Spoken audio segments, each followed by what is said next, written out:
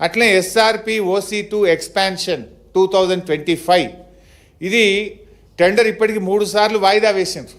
ఇది కూడా కట్టబెట్టడానికి ఇంకా డీల్ సెటిల్ కాక వాయిదాలు వేసుకుంటూ ఇప్పుడు వాళ్ళ అనుయాయులకు కట్టబెట్టే ప్రయత్నం చేస్తున్నారు. ఇది గతంలో జరిగిన టెండర్లను రద్దు చేసి తిరిగి తమ అనుయాయులకు రింగ్ చేసి కోట్లాది రూపాయల కమిషన్లు మాట్లాడుకొని టెండర్లు కట్టబెడుతున్నటువంటి పరిస్థితి.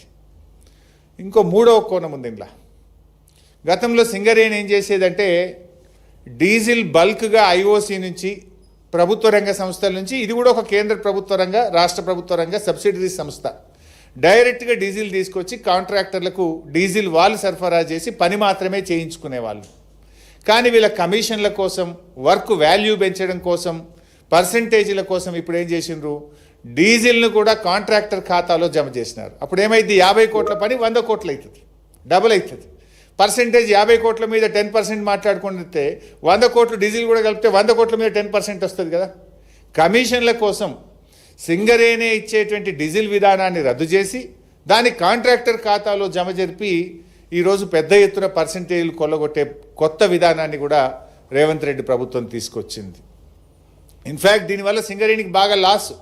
ఎప్పుడైనా కాంట్రాక్టర్కి బిల్లు చెల్లించినప్పుడు 18% GST కట్టాల్సి ఉంటుంది. నువ్వు 50 కోట్లు పని చేస్తే 50 కోట్ల మీదనే నీకు GST కట్టాలి. ఇప్పుడు డీజిల్ కూడా కలిపితే ఏమవుతుంది, అది డబుల్ రేట్ అవుతుంది, 100 కోట్లు అవుతుంది 50 కోట్ల పని. ఇప్పుడు 100 కోట్ల మీద GST కడితే సింగరేణి సంస్థకు నష్టం కదా. అంటే ఈ రకంగా సంస్థకు నష్టమైనా సరే మాకు కమిషన్లు పెరగాలి, మాకు కమిషన్లు వస్తే చాలు అని చెప్పి ఈ కొత్త డీజిల్ విధానాన్ని కూడా తీసుకొచ్చి ఇటు సంస్థకు నష్టం చేస్తున్నారు, మరోవైపు వీళ్ళు కమిషన్లు కొల్లగొడుతున్నటువంటి పరిస్థితి. ఇదంతా కూడా ఎవరి కన్సర్న్లో జరుగుతుంది, ముఖ్యమంత్రి గారి దగ్గరి సన్నిహితుడు, ఆయన సమీప బంధువు కనుసన్నల్లోనే ఇదంతా జరుగుతూ ఉంది. ఎవరికి టెండర్ రావాలన్నా, ఎవరికి సైట్ విజిట్ సర్టిఫికెట్ రావాలన్నా ఆయన ఆజ్ఞ లేదే సర్టిఫికెట్ రాదు, టెండర్ దక్కదు. ఒక రింగ్ లీడర్, ఒక గ్యాంగ్ లీడర్ని పెట్టినారు.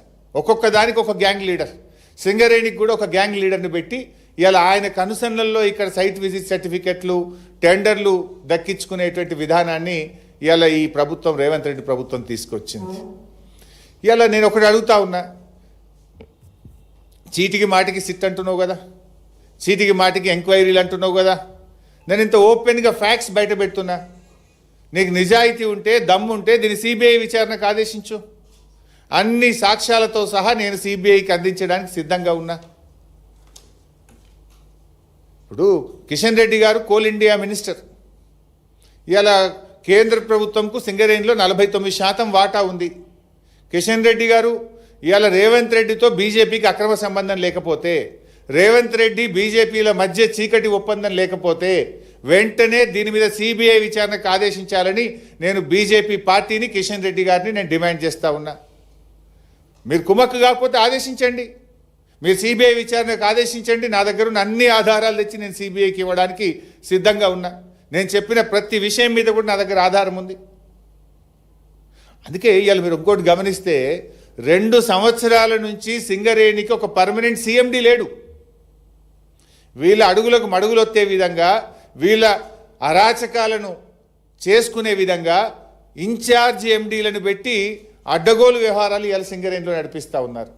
జనరల్గా సింగరేణికి ఒక సీనియర్ మోస్ట్ IAS అధికారిని, ఒక స్పెషల్ చీఫ్ సెక్రటరీ ర్యాంక్, ఒక ప్రిన్సిపల్ సెక్రటరీ ర్యాంక్లో ఉండే సీనియర్ అధికారులను సింగరేణి CMDగా పెడుతూ ఉంటారు. కానీ ఈ ప్రభుత్వం వచ్చిన 2 ఏళ్ల నుంచి సింగరేణికి రెగ్యులర్ CMDయే లేడు, ఒక రెగ్యులర్ JMD లేడు, రెగ్యులర్ డైరెక్టర్లు లేరు. ఇన్ఛార్జీలను పెట్టి ఈ అడ్డగోలు వ్యవహారాలకు తెరలేపినారు.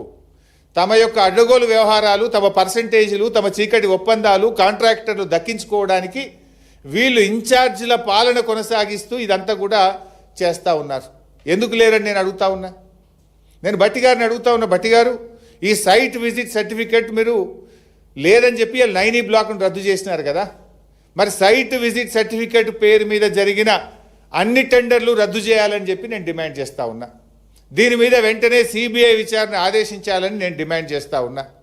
ఈ సైట్ విజిట్ సర్టిఫికేట్ విధానాన్ని సింగరేణిలో శాశ్వతంగా రద్దు చేయాలని చెప్పి నేను డిమాండ్ చేస్తూ ఉన్నా. ఈ డీజిల్ విధానం తెచ్చి కమిషన్లు కొల్లగొట్టే ఈ కొత్త విధానాన్ని రద్దు చేయాలని మేము డిమాండ్ చేస్తూ ఉన్నాం. సింగరేణికి ఒక నిజాయితీ కలిగిన ఒక ఉన్నత అధికారిని సీఎండీగా శాశ్వత ప్రాతిపదికన నియమించాలని చెప్పి కూడా ఈరోజు మేము డిమాండ్ చేస్తూ ఉన్నాం. మరి అదేవిధంగా నేను గతంలో కూడా ఒకసారి చెప్పిన ఈ సింగరేణి సంగతి ఏమో ఇట్లా ఉన్నది.